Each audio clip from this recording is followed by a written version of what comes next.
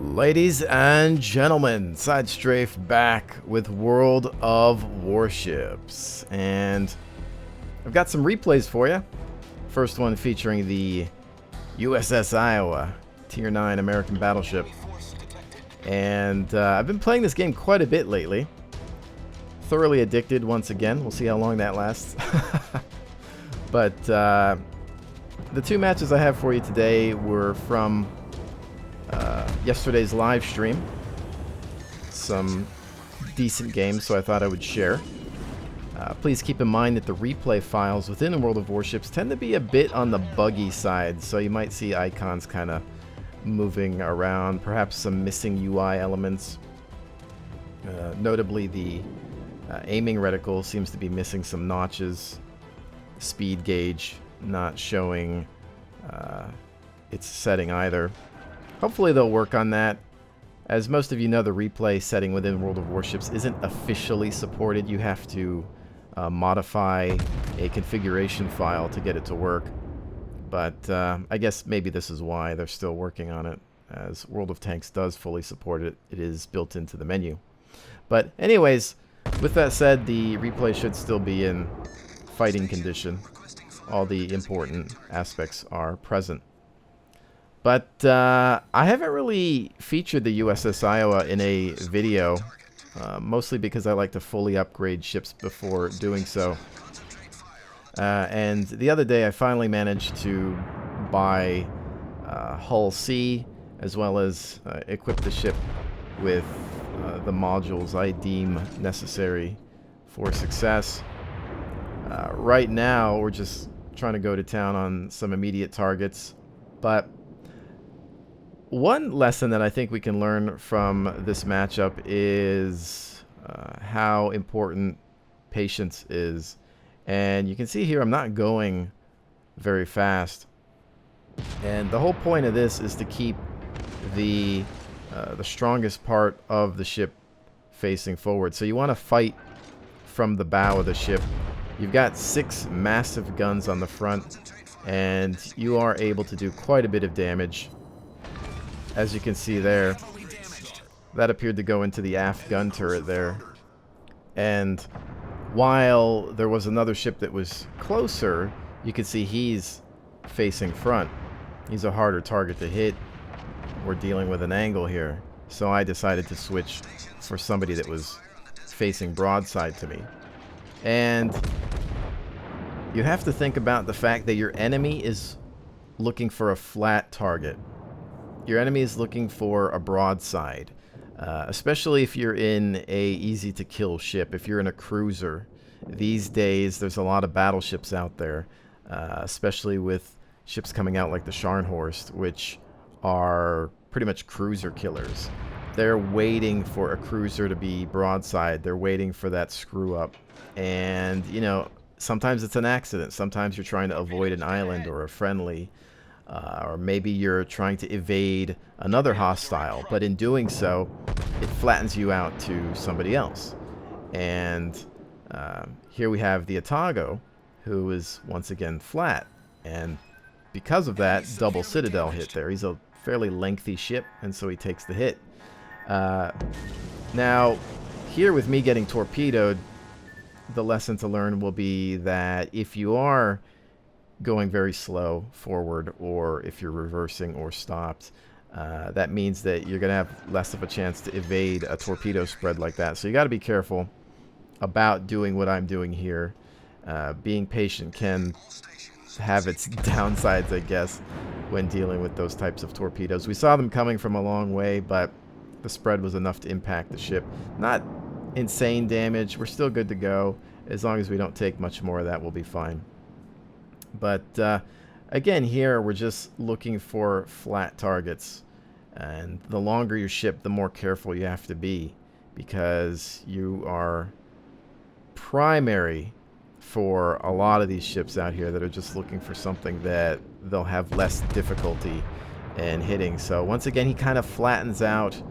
Whether he's trying to get his guns on target, I'm not sure, but it's not really going to do him any favors. He started to turn a little bit there towards the end, but he didn't make it. Now, he was probably trying to escape simply because we had superior numbers on this side of the map. And they're down to their final ship here, which he's just going to continue to get bombarded by pretty much everything. He is trying to bail on the fight, but it's just not going to be enough. Even at this angle, the numbers are going to add up, and it will lead to his demise. Now, as far as my tactics here, some of you might be thinking, you're in a Tier 9 battleship, you should be full speed, first one into the fight, get in there, what are you doing, stop camping.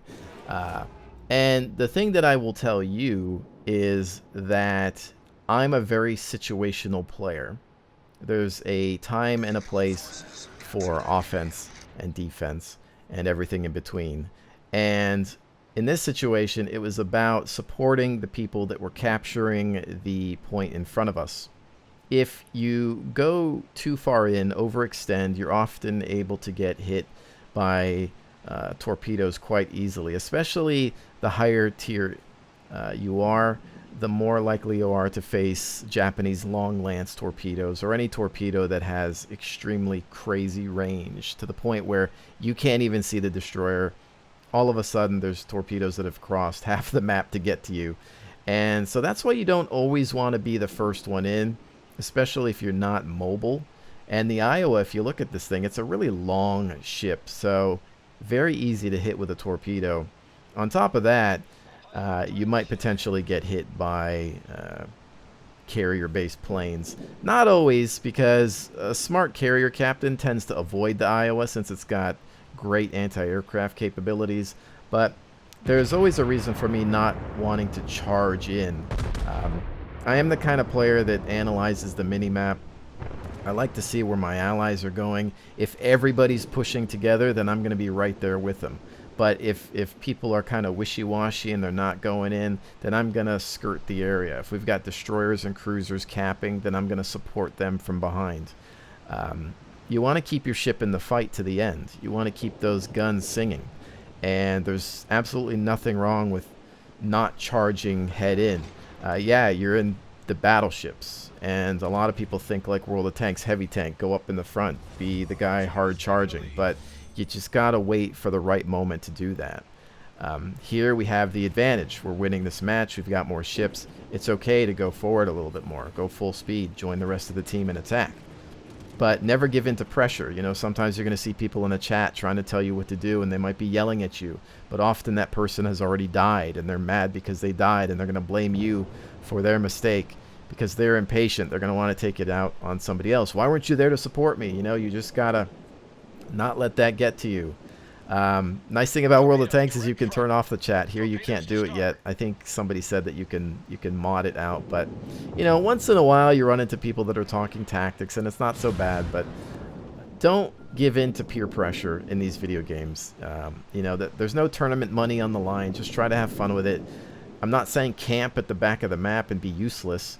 Move in, put some pressure on the enemy team, especially if you're in a bigger ship and you've got guns. You got to use them. With the Iowa or any American battleship, the maximum gun dispersion is not fantastic. You're not very accurate at that max range. So therefore you need to put yourself somewhere that's going to allow you to actually connect. And you know, speaking of that, I have invested in modules that do help with that a little bit. I think I went with Plotting Room 2 as the third module, which is a 11%, minus 11% decrease in dispersion at max range. It's a small percentage, but I think every little bit helps. You know, if it allows one of your shells to hit the target, that in some cases might make the difference between a win or a loss, because often it's just down to one round penetrating a weak part of the ship and ending the match. So I went for that. The other option might have been to decrease the loading time at the cost of traverse speed on the turrets, but I didn't want to go that route simply because often you find yourself in a situation where you need to get those turrets around while you're turning your ship. You might be surrounded by cruisers or destroyers or other battleships, and it's best to have some traverse speed there. I own a Warspite, and that thing has, I think, one of the worst turret traverse speeds in the game, and it can be quite a pain at times to be trying to maneuver and deal with threats that are all around you. So with that said, when buying modules, I would say play the ship a few matches prior to making your selection, as you can end up spending quite a few million credits on a module, and you don't want to, you know, have that wasted if the ship might not even need the thing that you just bought. But anyways, that's going to bring this match to an end. We are now in the Tirpitz, German Tier 8 premium battleship, of course, existing for some time now. You might notice that in this footage, my float plane is hanging off of the ship. Seems to be a bug that was introduced in the last patch. But speaking of the last patch, should be out in most regions now. I think North America got it a day early. EU should have it now as well. Not sure about any other regions. German battleship tree is open for all. I've only played the first one, the Tier 3, the Nassau. Mostly not having progressed beyond that due to the fact that the queue times are quite long at the lower tiers. Everybody and their mother wanting to play the German battleships. I tend to dislike the way Wargaming releases trees because they do one at a time, and then you end up with that tree being saturated. And I feel like a better strategy would be to release 2 trees. So an example would have been German battleships and maybe British cruisers. That way you'd have people with varying interests trying out different ships and helping the matchmaking system. However, I guess if we look at it from a business perspective, Wargaming wants to hold on to tech trees so as to bring people back at later dates. So I imagine the population for World of Warships has grown since seeing German battleships. You know, people will grind down that tree, they'll spend their money and their time on getting the new ships, and then eventually they'll get tired of it, they'll leave, and then the Wargaming will say, hey, here's the British cruisers, and then people will come back for that. Rinse and repeat. So I think it's probably a business decision, but at the end of the day, it doesn't really do a whole heck of a lot for the community, at least during the first week or two. But anyways, it is what it is. We'll deal with it. The Tirpitz. I have fun in this one from time to time. I'm not going to say that it's my favorite battleship, but it does get the job done. It is quite enjoyable in the right situation. Here I'm deciding to kind of go the long way around simply because the route I was taking was going to put me in harm's way, and my allies already had a head start on me, so I had to end up going around this island. May have not been necessary, but again, it would have put me flat to the enemy, and that's what we're trying to avoid. We already got a citadel in there in one of our salvos, so we're not doing too bad to start. And I'd rather be safe than sorry. So we're just trying to look for targets again. And that's what you want to do. Just scan. Who's flat? Who's going slow? Who's going fast? Is it a cruiser, battleship, destroyer? What am I more likely to hit? You know, keep an eye out. Zoom out from time to time. Don't always stay in your scoped in view, because more often than not you've got some torpedo bombers heading for you and you're not paying attention to it. Maximize that minimap with your plus key on the keyboard. Always keep your eye on that minimap. You can even use the large map if you want by hitting M, I believe, and take a look at things from time to time. You know, analyze where the torpedo bombers or any planes are coming from so you can perhaps find aircraft carriers in the map. Look out for those triangles, because a destroyer scares me more than another battleship in this game. You know, if I'm in a battleship and I see a destroyer near me, you know, we want to prioritize that. Perhaps think about switching to HE on the next salvo. Focus fire it and get your secondary battery on it if you can. Speaking of secondary battery, it seems to be something that the Germans excel at, especially in the early tiers, even with the Tier 3 Nassau. That thing has some insane secondary batteries.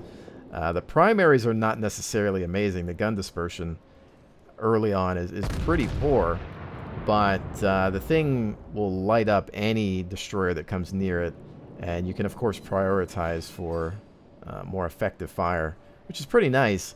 I'm used to playing the American battleships, and their secondaries are not necessarily amazing. Fantastic AA on most of their ships, but the secondaries not so great, and might benefit from some commander skills that help out with that. But here we're just trying to nail some targets behind cover, and sometimes you have to guess a little bit more because you can't necessarily see the entire hull. But at this point, I get a little bit nervous simply because we're getting closer to the enemy. And we don't necessarily have a ton of backup, so sometimes you have to prioritize damaged targets. If they're low on health and you think you can finish them off in a salvo, get rid of them. Because as long as they still have guns, they can fight. Low health or not, they're still shooting at you. So get rid of them, delete them. And, you know, that's what I'm trying to do with this cruiser here. He is taking some fire from the opposite side of the map, but he's wanting to return on me. So I figure we can get him in one more shot as long as we can land it. So it's just more so about leading it. And there you go. Now it's more so about dealing with the threat on the left. So you can see we're slowing down the Tirpitz, and again, kind of fighting from the front with the bow of the ship facing the enemy, looking to keep those angles. The enemy is angled as well. We don't have as many guns as in Iowa here. 4 opposed to the 6 that we would have on the Iowa. But you still gotta think about keeping your ship in the fight, staying alive. You're gonna be tempted to get those back guns into the fight, and there's nothing wrong with that if you can find the angle without, you know, exposing yourself too much. But sometimes it's okay to do a little bit less damage to keep yourself in the game longer. And that's what I'm trying to do here. Thankfully, though, the enemy really isn't looking at me too much. They are focused on other vessels. And that's usually the best time to go broadside towards the enemy because, for the most part, you're safe. But in an instant, the enemy can switch targets. They might be looking around. They might notice that you've gotten really close to them. I think at this point in the match, I was considering torpedoes, as you can see here. Problem is their carrier appears to be nearby, and so we've got incoming torpedo and dive bombers. German ships not necessarily known for amazing AA, so you want to be really careful with being in this type of situation. You can see how things got really messy real fast. Look at all of these torpedoes here. Thankfully, we switched directions. We are going to suffer a little bit because of our choice to get this close, but had we gone directly into the enemy, it could have ended in a ram, and we might have taken torps from the other angle, which I'm not sure if it was a destroyer that had just let some loose, or maybe a cruiser of some sort. Looked like a DD. The other thing to keep in mind is that there's a lot of cruisers out there these days that have torpedoes, and it's more so a matter of figuring out which ones do. Learning the tech trees, even if you don't play those ships, learn who has torps. Because sometimes you're like, oh, it's a cruiser, I'm going to go right up to it and blast it. Oh wait, he has torps. So at this point, having escaped a near-death situation, I decided to loop back around and put some distance in between me and potential torpedoes. Carrier sighted, on the way. Always a priority target. You can see we got an elimination there. It looked like we had the Nagato on fire. Not sure when that happened, as I've been firing AP most of the time. Shots out. Boom. And I love the German voiceover. It totally adds to the destruction of that aircraft carrier. Always satisfying to kill a carrier. If there's one thing that Wargaming does right with this game, I think it is in terms of the sound design. They know how to satisfy your senses with those destruction sounds and the ribbons popping up and everything that goes along with it. You know, there's maybe a few things they can work on. I think the AA guns could sound a little bit better, but for the most part, I like that they continue to tweak the sound over time. It's always a great thing. Hopefully they'll do the same with visuals, because they could use some work in a few areas. But anyways, looks like another win for us, unless somehow these guys are Supermen. But Destroyer out in the distance. I'm probably going to take a few shots at him. The match is going to be ours in terms of objective, though. So, ladies and gentlemen, with that said, really hope that you've enjoyed today's look at World of Warships. Definitely stay tuned for more. Check out all the links in the description below. Twitter, Twitch, and Patreon if you'd like to further support the creation of these videos. And with that, thank you so very much for joining me. I will definitely see you on the next one.